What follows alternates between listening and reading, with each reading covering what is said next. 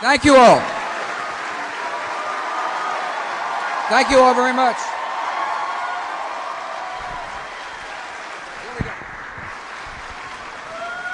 Thank you all very much. It is nice to be back in Harrisburg, Pennsylvania. Thank you for such a warm welcome.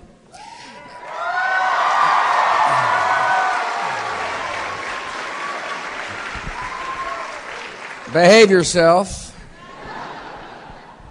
We're going to have an interesting dialogue today about how our economy works, how we can make sure people are prepared to take advantage of a growing economy. I hope that the students here at this very fine high school are able to have a better understanding about their future and how to seize opportunities. Before we begin the discussion, I do want to thank the high school for welcoming me and quite a large entourage. Rich, thank you and your staff. I appreciate the teachers of this fine high school. I want to thank you all for teaching. Teaching is such a noble profession.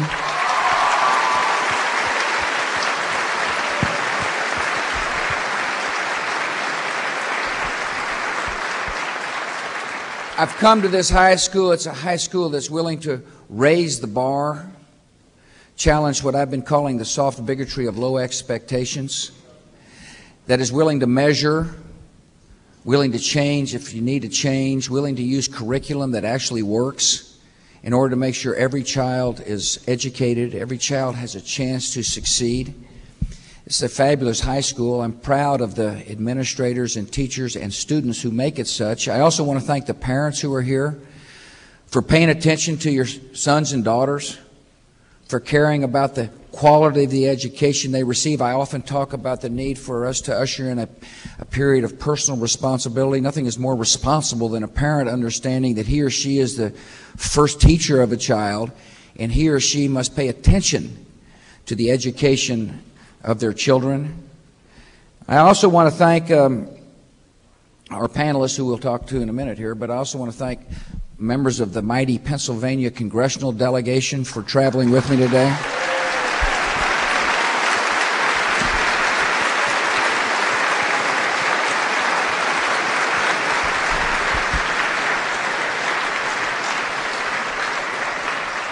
The senior senator, I try to downplay the senior part because today's actually his birthday. That would be Arlen Specter is traveling with us.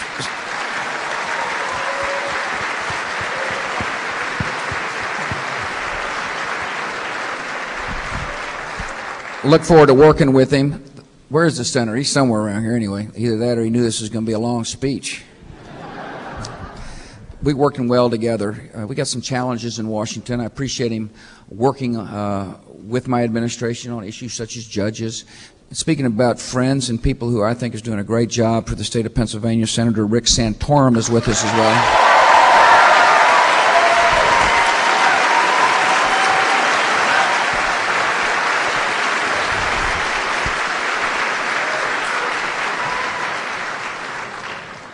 Don't go overboard. I've got to fly back with him to Washington. I appreciate the congressman from this district, Tim Holden. Congressman, thank you for accompanying us today.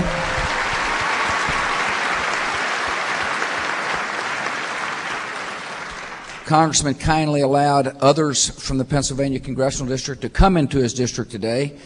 Members such as John Peterson, Joe Pitts, Don Sherwood, Todd Platts, Bill Schuster, and Jim Gerlach.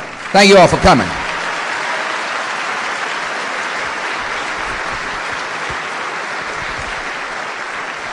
We got senators here. We got state representatives here. We got mayors here. Thank you all for being here. City councilmen, a lot of citizens. I'm proud to be here to share with you some thoughts about how to make sure the American dream shines brightly in every corner of the country. Before we have a little discussion about economics and what we can do to make sure people are prepared for the new jobs of the 21st century, I do want to herald a Lauren Simkulak. Lauren is a senior at this high school. She came out to meet me at Air Force One. She was invited to do so because, you see, she is volunteering her time She's taking time out of her busy life. If you're a senior in high school, your life can be very busy. Sometimes with study, sometimes with other things. But nevertheless, she's involved with the Four Diamonds Fund, a fund to create awareness of cancer. She is a volunteer in the Army of Compassion. The reason I bring that up is that oftentimes you hear our country's strength is defined as our military might. We're going to stay strong. You hear people talk about the might of America being the size of our wallets. We want more citizens having bigger wallets. But the truth of the matter is the strength of this country is the heart and souls of the American people, people who are willing to love.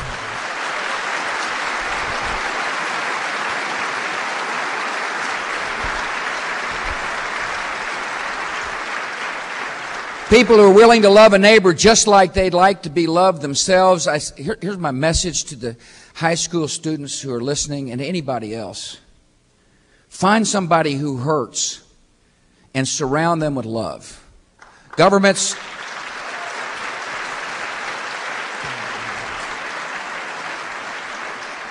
You can do so in all kinds of ways. You can do so in the Boys or Girl Scouts. You can do so in the Boys or Girls Clubs. You can do so through your church or your synagogue or mosque. The strength of America is the fact that we're a loving, compassionate, decent people who are willing to help save America one soul at a time. I appreciate the service of people in this.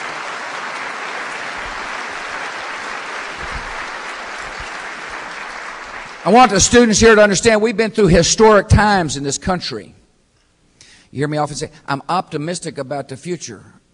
Well, one reason I'm optimistic is I've seen what we have just been through as a nation. Remember, this country has been through a recession, an attack by an enemy which clearly hates what we stand for.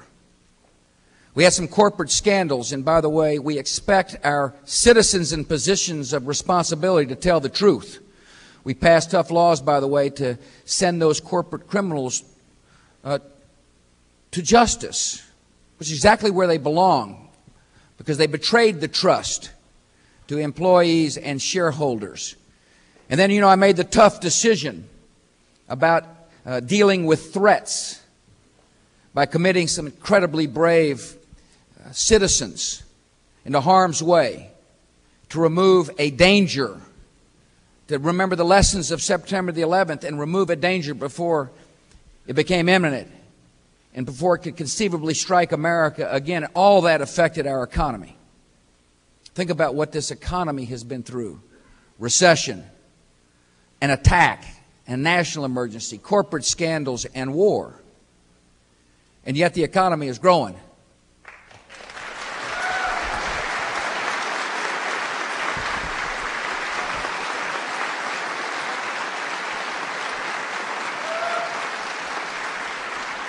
The numbers are good. See, the numbers are good, but I don't worry about numbers. I worry about people.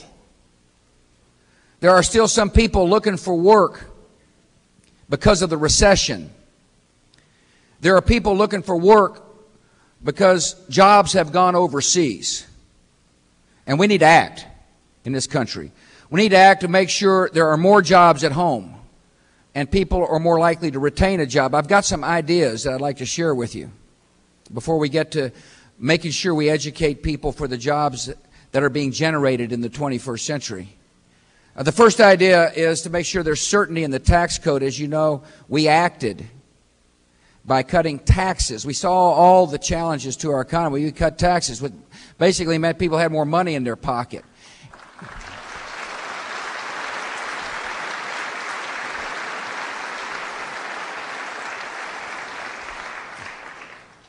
It's kind of a simple Crawford, Texas economic lesson. When you have more money in your pocket, you're likely to demand a good or a service, an additional good or a service. And when you make a demand for additional good or a service, in our economy, somebody will produce the good or a service. And when somebody produces a good or a service, somebody is more likely to retain a job or find a job. In other words, the tax cuts stimulated growth. The tax cuts also made it more likely that the small business sector of our country would be strong and vibrant. 70% of the new jobs in America are created by small businesses. And that's why much of the tax cuts, the individual tax cuts as well as the encouraging of investment, those tax cuts which encourage investment, were aimed at small businesses. The tax cuts are making a difference, but unfortunately they are set to expire, which means if Congress doesn't renew the tax cuts, the child credit will go down. So in other words, if you're now getting a bigger child credit because you're a mom or a dad, you're going to pay more taxes. It's a tax increase. The marriage penalty will go up if Congress doesn't act. In other words, they'll be raising your taxes. In order to make sure people can find work or retain a job, we need to make the tax cuts permanent. There needs to be certainty in the tax code. People need to be able to plan. Small businesses need to be able to plan. Individuals need to be able to plan. We do not need a tax increase right now in our country.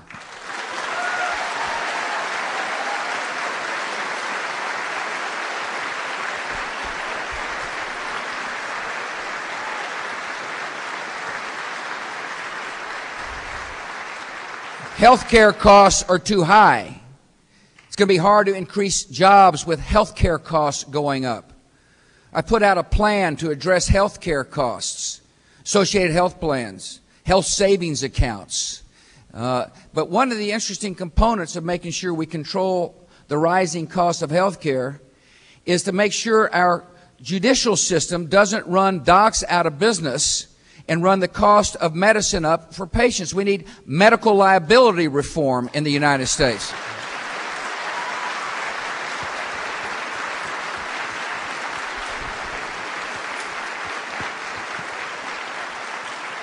We got too many lawsuits in America. It's one thing to be taking a lawsuit based upon a real claim. There's too many junk lawsuits which are running up the cost of doing business. It makes it hard to increase the job base. It makes it hard for people to retain a job. When people are getting sued right and left, we need tort reform at the federal level. We need class action reform. We need asbestos reform. We need to get less regulations on people who are trying to create jobs. Washington oftentimes poses too many mandates, which makes it hard to retain a job. The other day I met with an entrepreneur from Philadelphia. She runs a small foundry. She said, I've got some issues. I'm worried about jobs. She said, I'm worried about the taxes jumping up and down. She said, a lot of my customers are getting sued, which makes it hard for them to buy products from me. She also said something very interesting. She said she's worried about reliable energy supplies. You see, when you have blackouts or brownouts and you're trying to employ people, it's awful hard to do so. In order to get jobs back, in order for people to retain jobs, we need an energy plan in this country. We need to modernize the electricity grid. We need to become less reliant on foreign sources of energy.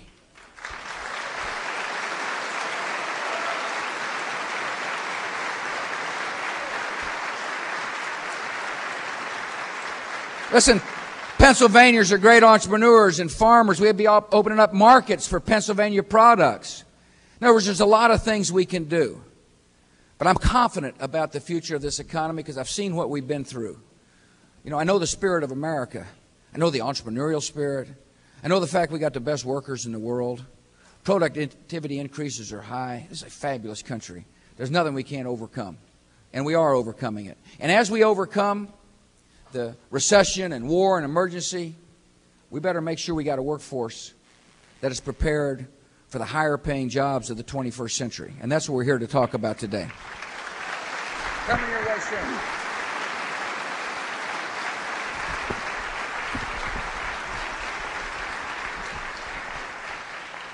A good education system begins at the early grades. We passed what's called the No Child Left Behind Act.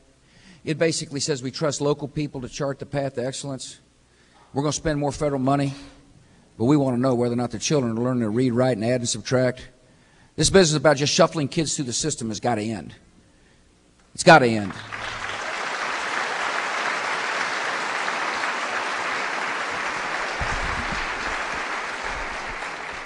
We got to make sure that that as we focus on primary and secondary education, we never forget the fact that we can strive for higher standards at the high school level. One of the things you'll hear people talking about is reading programs to make sure that those kids who have been shuffled through now have a chance to learn to read before it's too late. And by the way, using curriculum that actually works, not curriculum that sounds good, not curriculum that may be based upon some interesting theory, but curriculum that actually makes a difference so that when we measure, we can see clearly that children are learning to read. We need to expand AP courses. We're going to talk a little bit about AP. One of the interesting things about AP courses, it says clearly that we expect the best from our children. AP courses challenge our kids. It also means that they're more likely to go to college and strive for higher goals. Too many of our minority students aren't getting AP classes. I've got a plan to make sure AP is spread throughout all segments of our society. We've got to make sure math and sciences...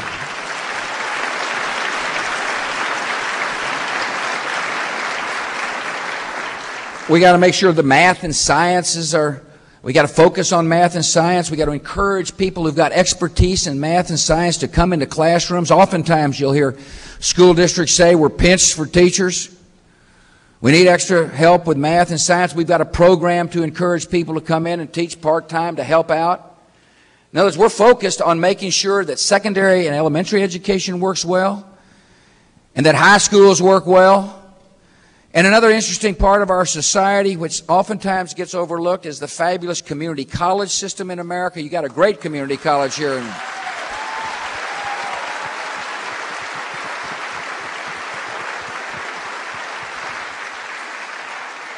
Community colleges are available and affordable. They're particularly affordable because the federal government wants to help people go to community college with all kinds of different scholarship programs, including Pell Grants, which we intend to expand, particularly for those students who are willing to take rigorous academic programs, willing to set their sights. The community college system is flexible, and you're going to hear an interesting and innovative program that deals with your health care system here in Harrisburg and central Pennsylvania, and the community college and the high school, to prepare folks for the jobs which actually exist. Listen, it used to be in job training that they never asked the question, did the jobs exist for the training programs? The way I used to train 500 hairdressers for 10 jobs. And yet we satisfied our requirement at the state level. Because they didn't ask whether or not the jobs actually existed. They just asked, were you training somebody? Now we're beginning to ask the question, when you train somebody, is there a job? And does the curriculum make sense for the job? You ready to go? Okay. So what you're about to hear is educational excellence here in Harrisburg exists. Innovative programs exist. People who are listening in different communities around Pennsylvania and the country might want to pay attention to what is happening in this community.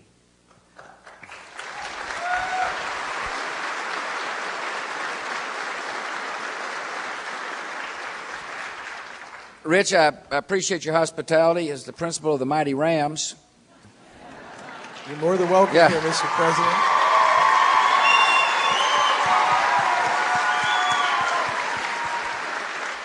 I guess I should have said you're the head ram. Well, Dr. Hassett might think that I'm the second head ram. Yeah. You can call her a ram, I'm not. Go ahead.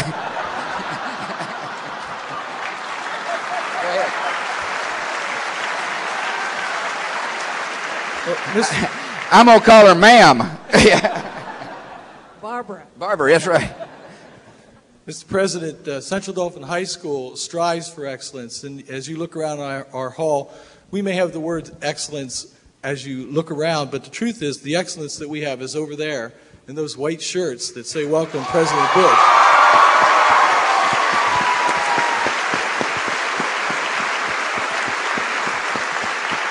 As you know, we believe in rigorous curriculums. That's something that we work on all the time here at the high school, try to apply our scope and sequence. And what we're successful at doing is sending 87% of our students off to higher education every year. Well, That's good. thank you.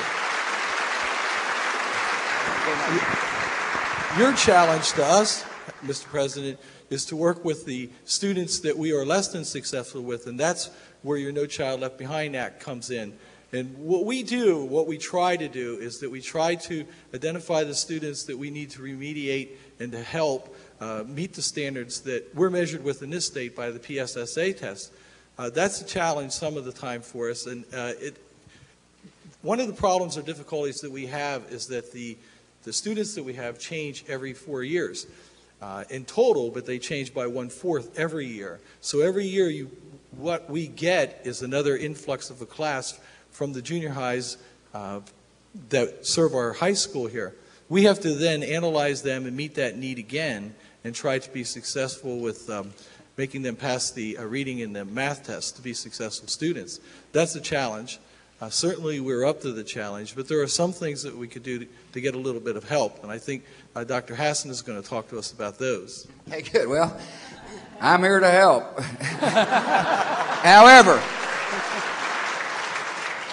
However, educational excellence will only be found at the local level. And by that I mean is that it's important to have local control of schools so that good superintendents and good principals are able to adjust according to the circumstances. The federal government can write checks, and we are. Federal funding is up. What's changed is we're finally asking the question, are we getting any results for our money? Good schools don't mind answering that question.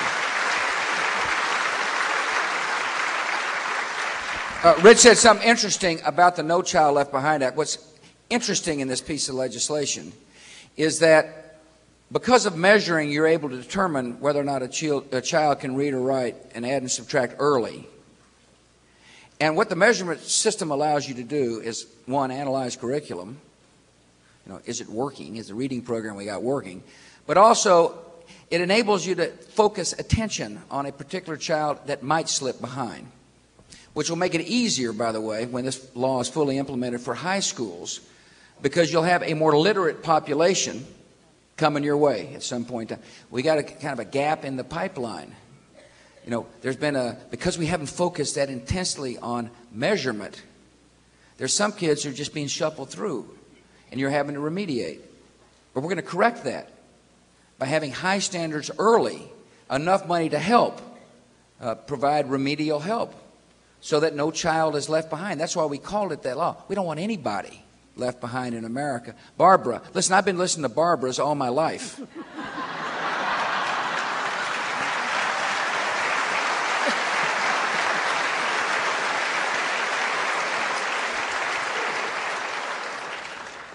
And as I told the president backstage here, he's going to listen to one more Barbara. That's right.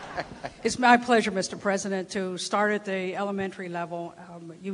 You issued a challenge when you were elected president that every child will read on grade level by 3rd grade. If that was such an easy task, I don't think you would have had to say that as the president. It's a very, very difficult task, but I want you to know at Central Dauphin School District, we heard you, we accepted it. We just sat around and designed a 3-year plan, and we're winning. And I want to tell you about our winning.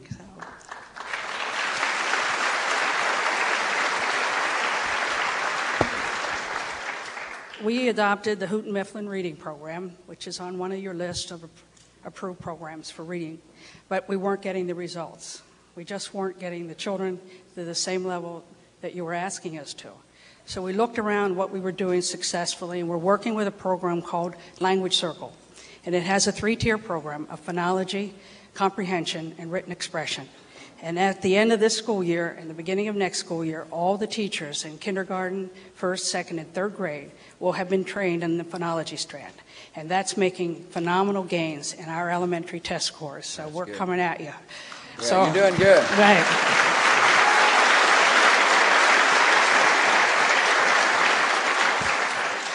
We are awfully proud of these students here today because, as I told the crowd earlier, there's nothing more difficult than to motivate a junior in high school to take this test for their high school. Yeah. And we asked them when they attempted it, and you're here today because of their success. But we still have struggling readers.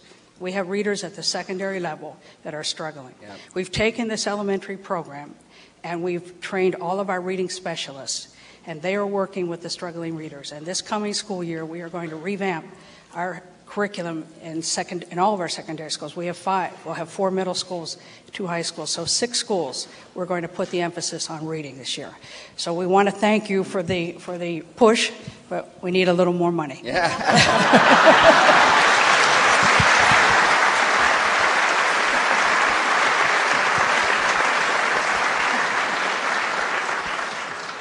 Let me see here.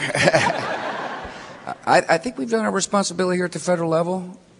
Most funding should be at the state and local level in order to make sure you got local control of schools. We've increased the federal funding for elementary and secondary school programs up by 49% over the last 4 years. I think let me say a couple of things Barbara said. First, because you measure, you know whether or not children are learning. I hear people say, well, I can't believe you're making people measure. Look, I didn't like to take tests either, but that's too bad. You see, we got to know. If you don't know whether a child can read and write and add and subtract, it's likely that child will be just shuffled through. And guess who gets hurt? You know, guess who gets hurt? A lot of inner city kids get hurt. We want the American dream to be everywhere. A lot of kids whose parents may not speak English as a first language, they're easy to quit on. Let's just move them through, see? But we're through those days in America. Every child has worth. I believe every child can learn, and our systems must challenge mediocrity when we find it. Must be willing to raise the bar. Barbara, that's why I'm here. You're willing to raise the bar. She said, we accept the challenge. It's not my challenge. It's a national challenge to make sure every single child can learn. If you can't read, there is no way you're going to be able to take advantage of the fantastic opportunities being created in America. If you can't read, you're going to be left behind when it comes to these unbelievable job opportunities that are going to exist. And so what we're talking about really here is the basics of job training, aren't we? And that's to give the people the skills necessary to take advantage of a changing, dynamic, exciting economy. Schools can't survive without good teachers. And we got one with us right here. Rebecca is a, shall I tell him 31-year teacher? No, I won't say that. Might give away our age. I've been in the classroom for 31 years. She is an incredibly dedicated professional who told me that after 31 years, she still loves walking into the classroom. Rebecca's in charge of the English AP. Would you share with us your story?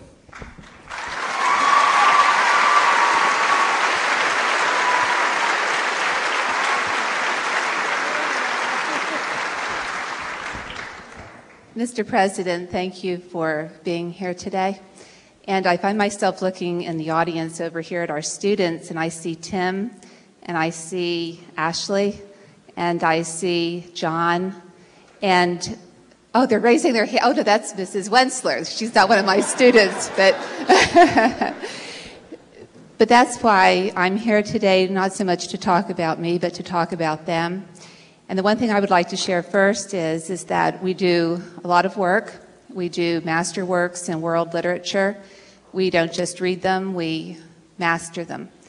And we are preparing for work and also for school, but also to be better people. This year, we developed the theme of human suffering, justice, and hope. And those were the primary foci this past summer.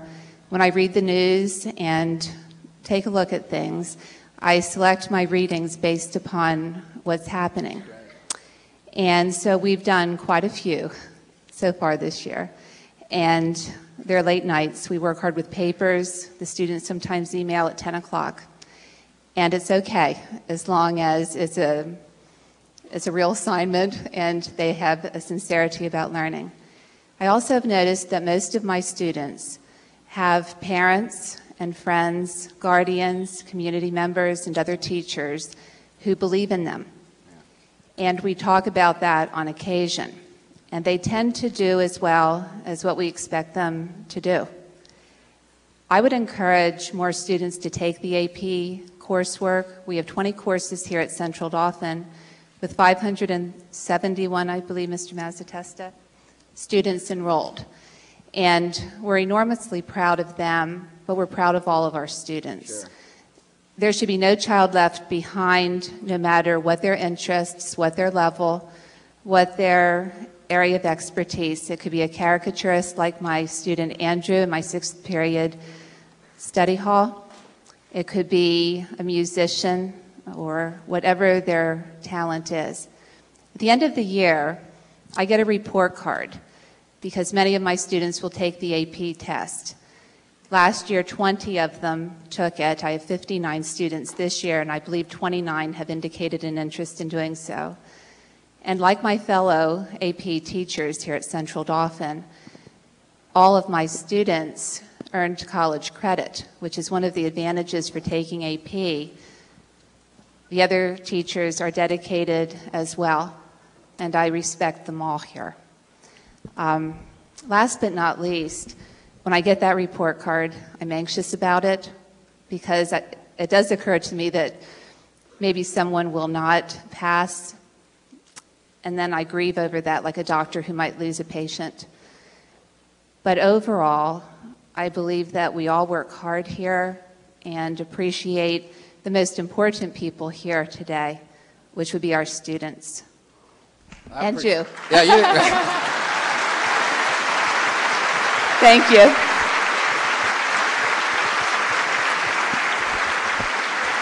Yeah, I appreciate your dedication. And, thank you, sir. Yeah, you're leading with your heart, and you got to be. See, the issue with AP is whether or not teachers know how to teach AP. That's one of the bottlenecks to make sure more advanced placement. AP means raising the bar is what it means. It means challenging students to the max, which is what we want to do in society, don't we? And part of the money that we're going to spend out of Washington is to make sure that there is teacher training money. Another bottleneck is, you know, a kid goes home and says, Mom, I want to take the AP exam. How much does it cost? And it's quite costly. And so therefore a lot of students say, well, I'm not going to take the course because it's too much money to take the exam. We got to help particularly low-income students pay for the exam. We cannot allow the cost of a test to prevent students from reaching high. And so part of the AP program. Can I say one more thing? Yeah. Yes.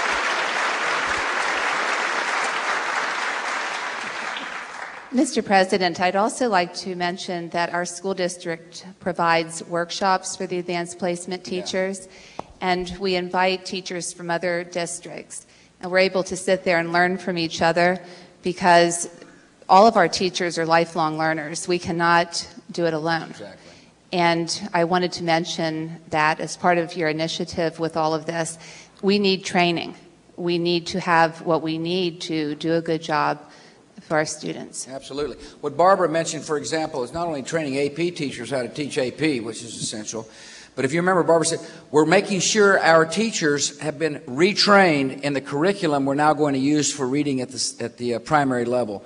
Teacher training is an essential aspect of making sure our children get the best education possible. And one of the reasons you measure, by the way, is to test whether or not the curriculum is working. And if the curriculum is not working, you need superintendents and principals and teachers bold enough to say, it's not working. And so then you pick what you think will work, and then you got to train teachers to teach that curriculum. That's what the No Child Left Behind Act also does. And you got a vibrant school district here. You see, if you listen carefully, what people are saying is, we're going to challenge every child. And that's the beginnings of educational excellence. And we need to challenge every child, because the jobs of the 21st century are going to require a lot of smarts. People have to have the capacity to think. It used to be, you know, crank somebody out of high school, and if they could run a backhoe, that's going to be fine. And there's nothing wrong with backhoe drivers. We're going to need them. But we're also going to need computer programmers or people working in the health sciences. There's some exciting new fields coming, and therefore the education system must start early, make sure the high schools continue to raise the bar, and our community colleges must be flexible enough to have a curriculum that actually meets the needs of the local communities. In other words, you don't need to be training people for jobs that don't exist. And somebody who understands that is Edna. She runs the Harrisburg Area Community College, which, as I understand, is the oldest community college. That's correct. The youngest leader with the oldest college. Don't I wish? Yeah.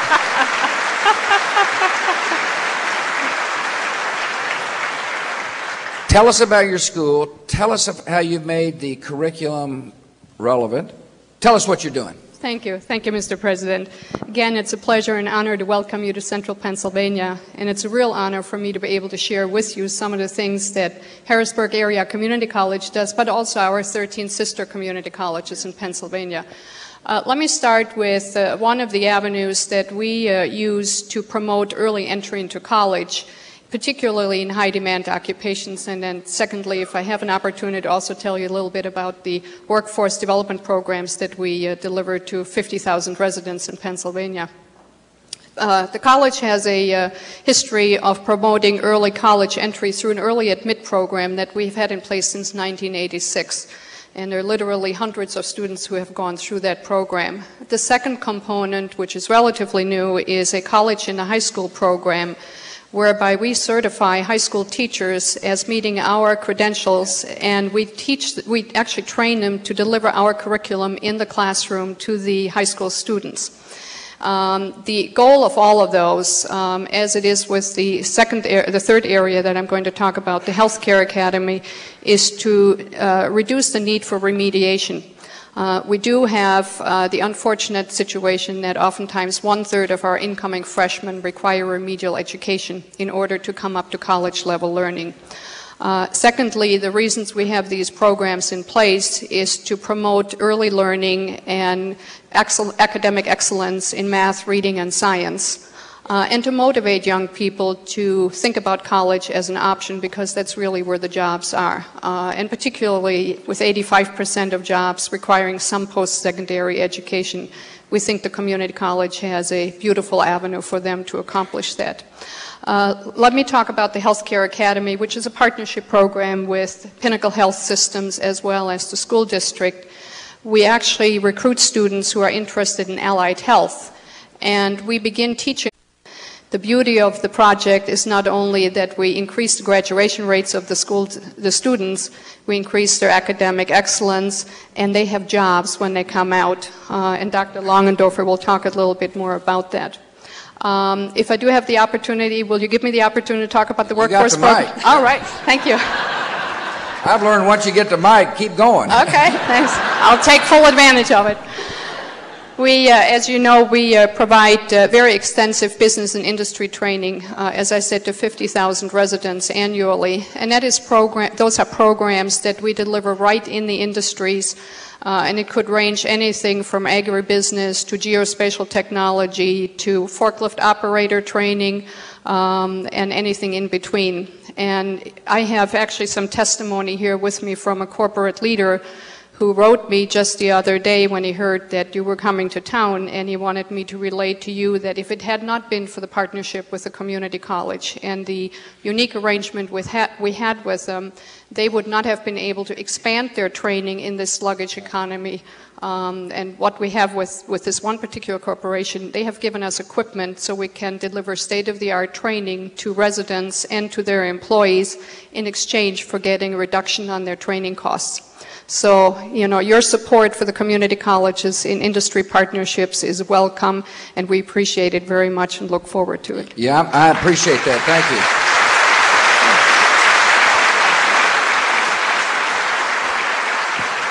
Now, see if I can kind of summarize what you just said.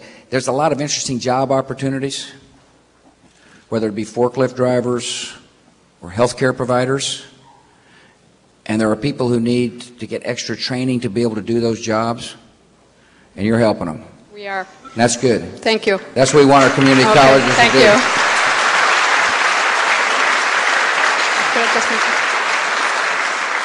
If I could just make one more comment. Pennsylvania in particular has a very serious issue with young people leaving the state. The community college graduates in our 40-year history have an 85% record of not only finding employment immediately after graduation, but staying, working, and paying taxes in the immediate 25-mile area. That's good. Thank you.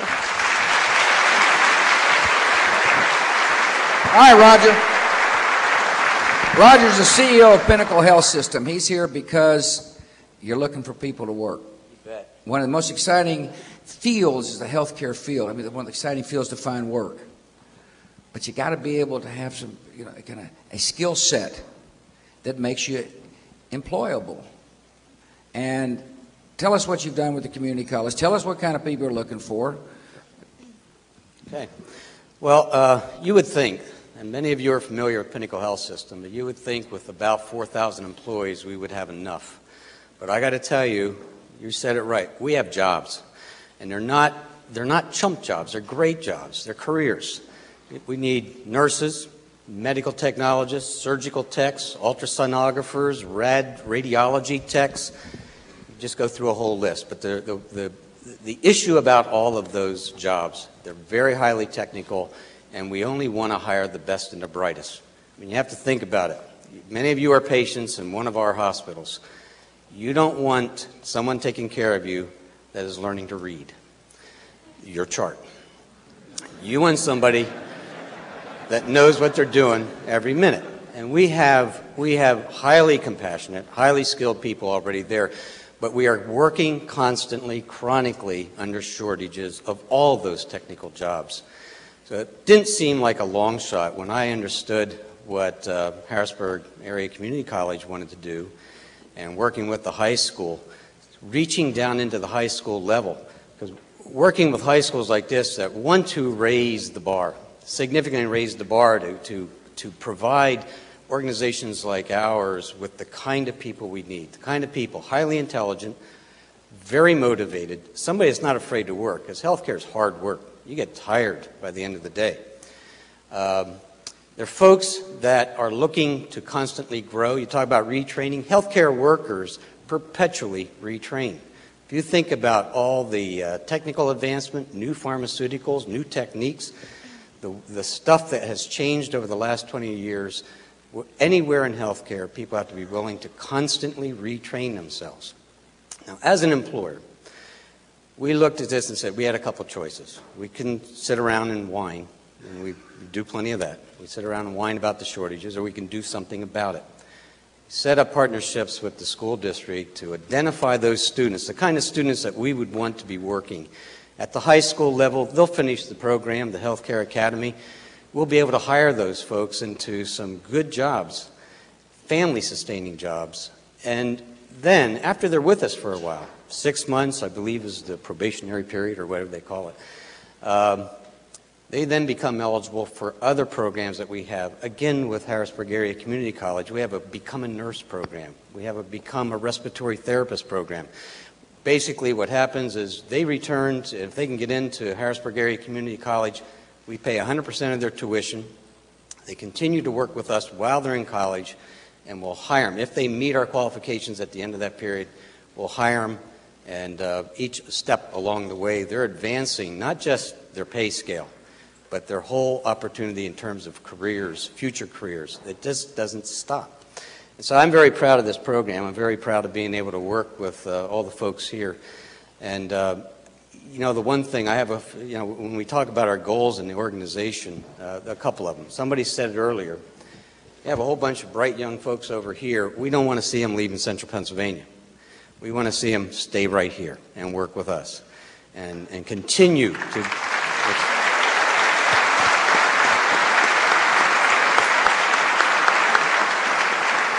But sort of like, if you remember the one movie where Jack Palance said there's just one thing. One thing that's always on my mind. I have a goal of seeing Pinnacle Health, when all these young peoples and all the folks that are going to the colleges around here graduate and they want to enter healthcare, I want them to ask one question. Why would I work anywhere but Pinnacle Health System? Matter of fact, my overall goal is to be able to refer the folks we don't want to our competitors. That's called taking advantage and making a pitch. Thank you, Roger. Thanks for being innovative. The message I heard from Roger is if you're looking for work in central Pennsylvania and you're willing to retrain, willing to go back to school, you can find work. There's jobs in this part of the world. They may require a different skill set than you have, but there is ample opportunity to retrain, particularly at the community college level. And I'm sure there's some people listening out there saying, I want to work, I'm worried about my job security, but I may be too old to go back to the community college. That's not the way it works. Community college accepts all comers. What Roger's looking for is smart, capable, hardworking people who need just a little extra training so that he can put them to work. Speaking about young workers, Ethan's mother's here. Ethan's 4? 4.5, yeah. Make sure it's 4.5. Carrie is a student at HACC. She got an interesting story that I'd like for her to share with you. By the way, for the Congress to understand, she got a $1,000 child credit for Ethan, and if they don't make the tax cuts permanent, she's going to be paying taxes next year.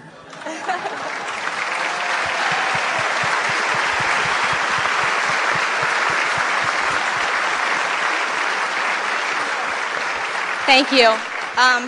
I'm currently in my last semester at Harrisburg Area Community College, where I'm taking their registered nurse program. And I am also employed by Pinnacle Health, where I do work as what's called a nurse extern and enrolled in their Be a Nurse program, which is an excellent opportunity. They provide me with health care and dental benefits for my family at a very favorable rate. I also receive tuition reimbursement. I'm eligible for paid time off. There's numerous educational opportunities. I am able to shadow an RN. I have gone to other units of interest within the hospital for an observation day and a number of on-the-job training courses. Prior to doing this, I was at Penn State University, where I majored in public policy. And I took time off when I had Ethan, and I decided that I needed a rewarding career where I could give back to the community and also have time to raise a family. And with the help of Pinnacle, with the excellent nursing education provided by HAC, the support of family and friends and the community, it's all become possible for me. And I'm very excited to start. I already have my job offer, and I will be working at Harrisburg Hospital at the Women's Inpatient Unit, where I'm currently employed now. Yeah, fabulous story. Yeah.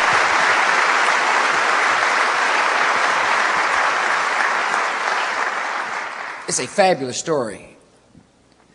Carrie, first of all, understands her most important responsibility is to love her child with all her heart, and therefore to be able to provide for her child.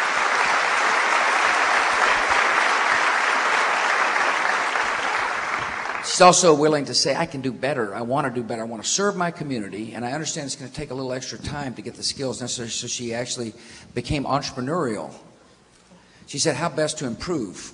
And she researched and she found a good company willing to pay for her tuition, a community college system that was able to develop a curriculum that matched her desires.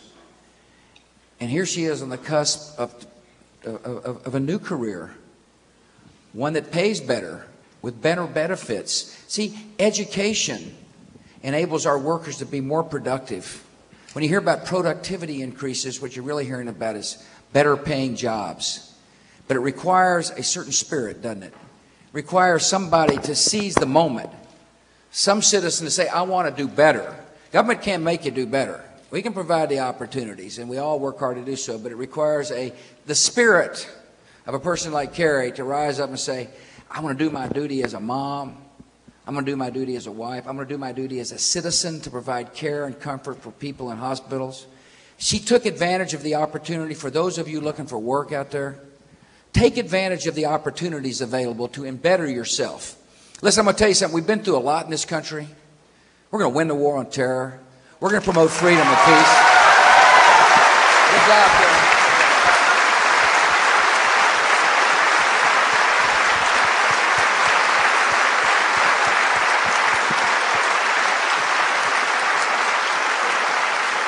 The world is going to be more free and therefore more peaceful.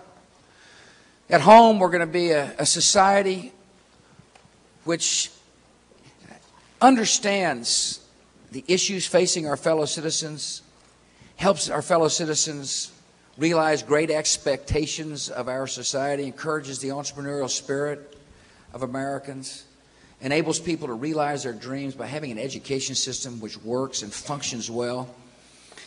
And as well, this is a society in where people who hurt and are lonely and hopeless can find solace because there's a loving citizen with arms open, willing to do their duty as an American by loving their neighbor. I'm so honored to be back here in Harrisburg, Pennsylvania. I thank you for the warm welcome. I thank our panelists for this discussion, and may God bless you all.